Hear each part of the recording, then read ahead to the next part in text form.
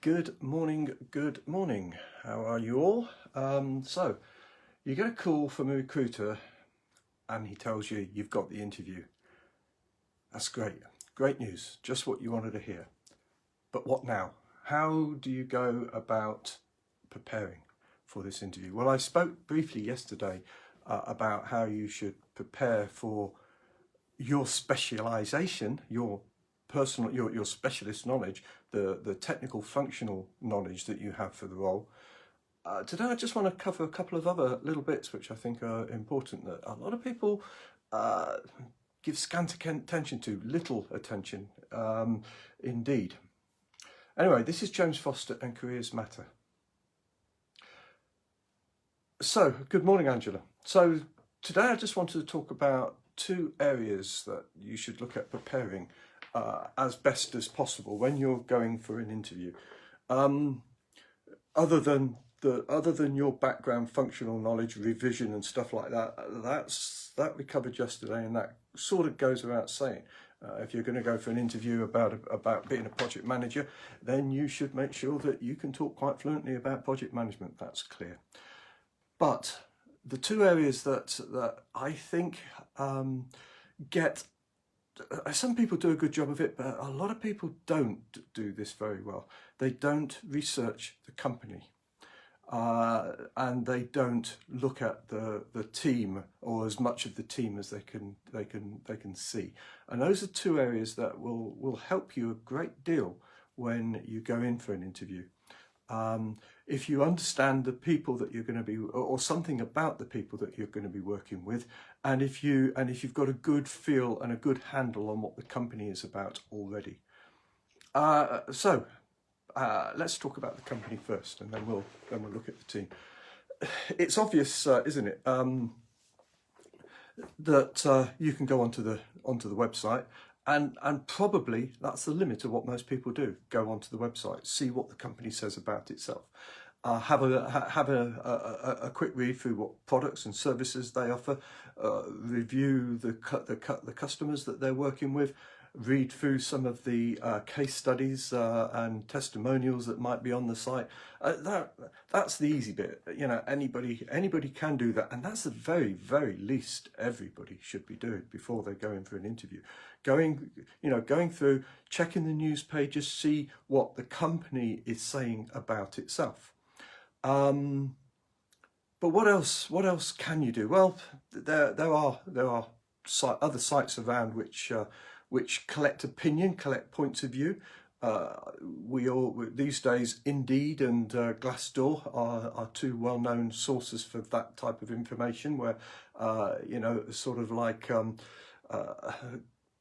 customer reviews, if that's the way you want to describe it, how people have found working at a particular organisation. My word of caution there is that quite often people that feel compelled to write on these sites have felt compelled because they feel they've been served an injustice, and so their opinion isn't necessarily going to be a great one. It's sort of like when you go onto something like TripAdvisor, the people that feel most motivated to write about it are the people that had a bad experience. The people that had a good experience, well, they had a good experience, and maybe they'll put in a star rating or something like that. Sometimes they'll comment, but it's the ones that feel motivated are the ones that had a bad experience. And so you've just got to read a little bit of context into that. But that will give you some insight. It will give you an idea of what people are thinking. What else? What else can you do? Well, googling the company, reading up on sites like Hoover's or I'm trying to think of the names of them. Owler is another one that has information on organisations that will give you some indication of the history of the company and stuff like that, which is taken away from the website. Although frankly, most of these sort of business sites like this collect a lot of the data anyway from the websites. LinkedIn, there is the company page. Which is always it's an interesting source of information if you know how to use it effectively, because what you can gain You can see people who have worked there. You can, if you do this properly, you can look for people that have worked in the organisation recently and have left recently, and see how many of them have stayed for a period of time. Particularly in the area that you're looking at, by just put a search in that's going to be relevant to the area that you're dealing with. So if you're looking at network project management, maybe put some words in about network project managers working at that particular organisation. See how many have worked there, see how many have churned, see how many have stayed there for a long time, read any comments that they may have, or whatever. Have a look at their blog history, if they've got any blog history. See what they've got to say about things. There's a very good source of information if you know how to find it from LinkedIn.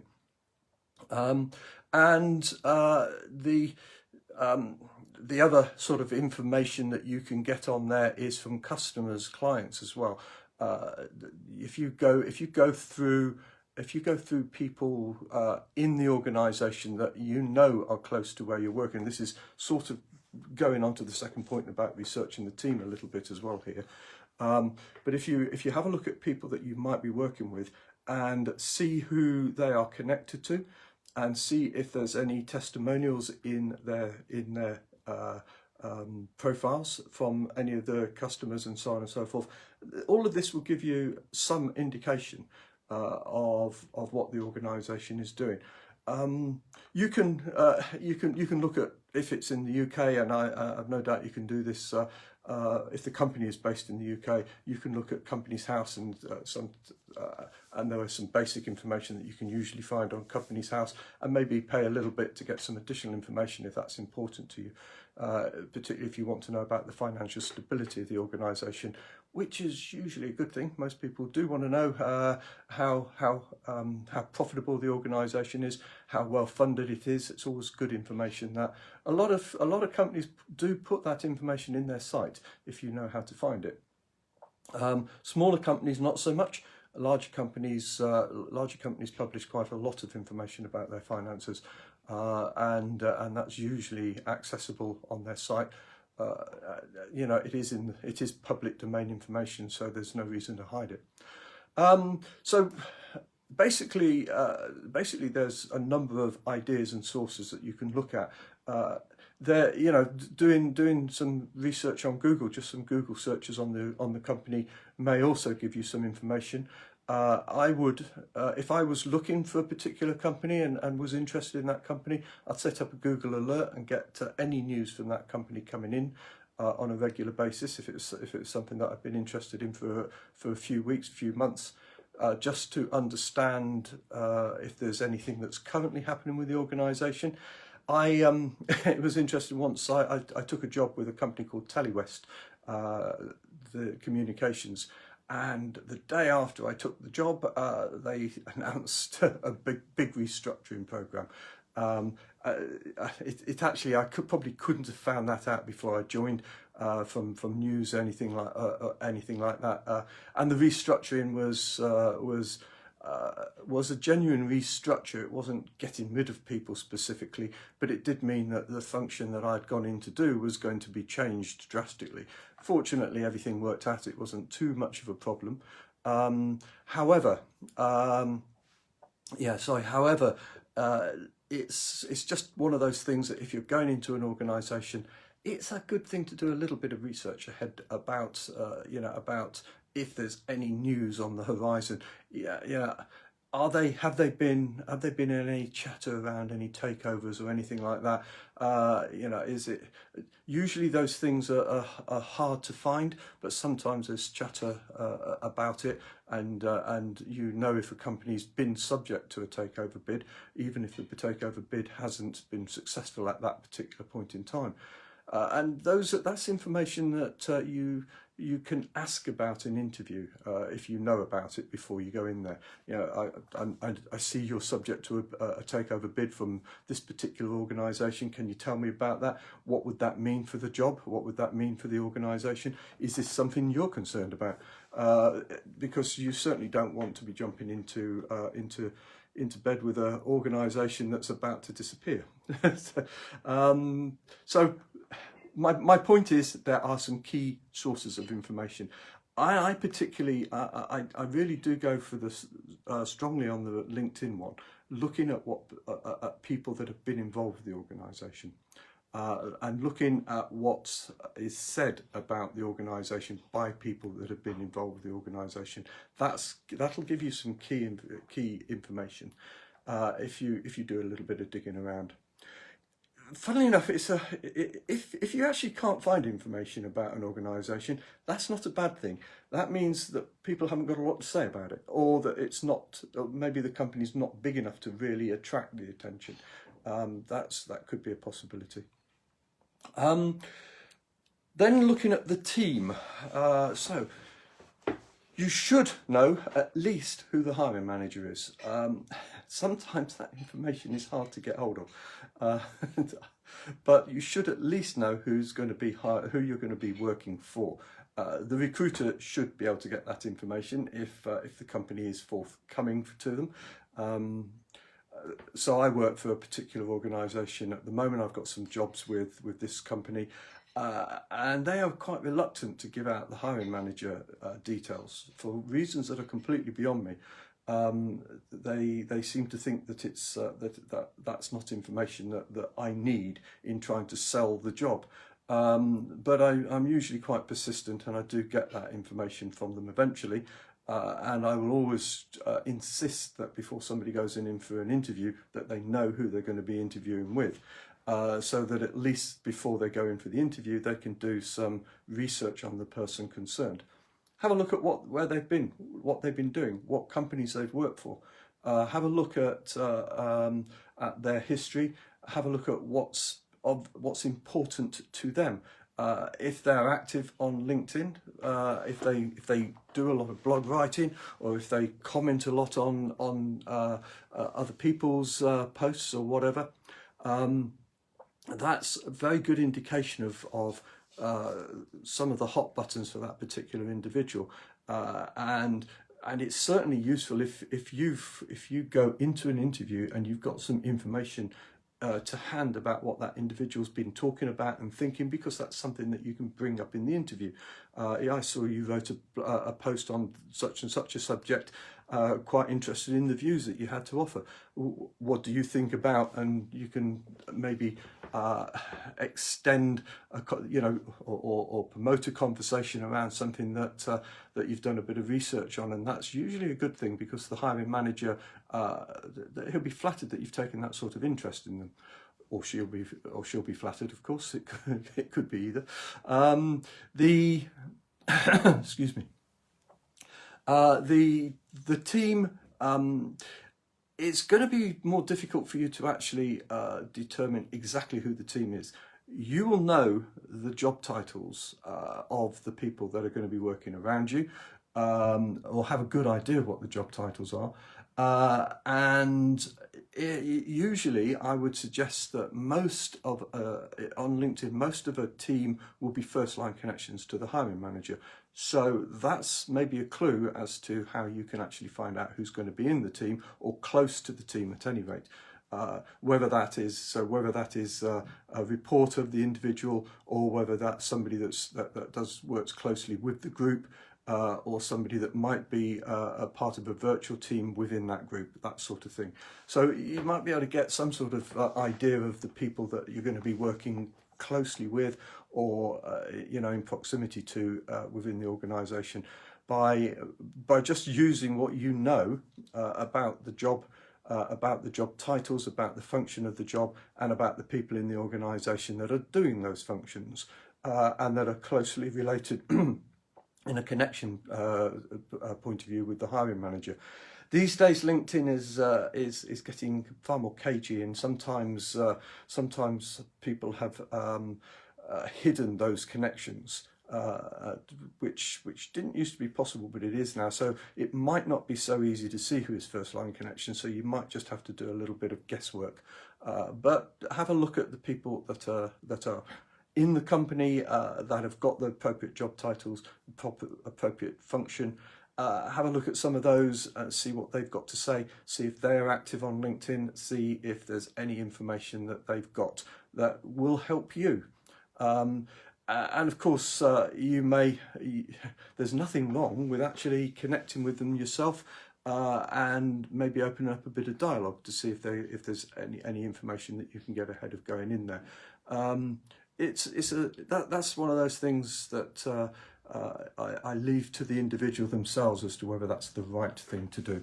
But I certainly promote the idea of connecting with people in a networking capacity anyway, and I certainly promote the idea of opening up some form of a dialogue, not necessarily messaging dialogue, but maybe in a post sense, by by commenting on their posts, by commenting on their comments to posts and things like that, just so they know who you are, so they know something about you before you get into an interview situation. Their ideas, how to build a network is that's a longer term thing, but their ideas before going into an interview of just trying to get to know a little bit about the organisation that you go in, trying to get to know a little bit about the people that you might be working with, certainly having a look at who their customers are, have a look at what news is out there. Have they taken on any new customers recently? What projects look like they're pending for the organisation? That sort of thing. All of that is invaluable information when you get into an interview, because if you've got that to hand and you can talk directly about that to the hiring manager, it's quite impressive in an interview that you know something about the organisation, because not many people do research to that level. And if you've done that research, then they know that you've gone that little bit further, and that will be impressive. Going on beyond the interview, just very briefly, one of the questions that I get asked a lot that I don't have a clear answer to be honest, but I'm going to mention it now, is when you've had the interview, do you write a thank you letter? It used to be a thing in the past that when you, good old snail mail, you would write maybe a thank you letter to the organisation. Thank you for the opportunity to come in and interview with you. I enjoyed the meeting and look forward to hearing back from you and some stuff like that. And some people ask me whether or not they should do that now through email. If they've managed to get hold of the guy's email address. My answer to that is, if you've asked for the guy's email address and he's given it you, then why not? It's not going to hurt to send a message. Be polite. Thank you for that. Enjoyed it. Looking forward to feedback. Would very much like to take this to the next level.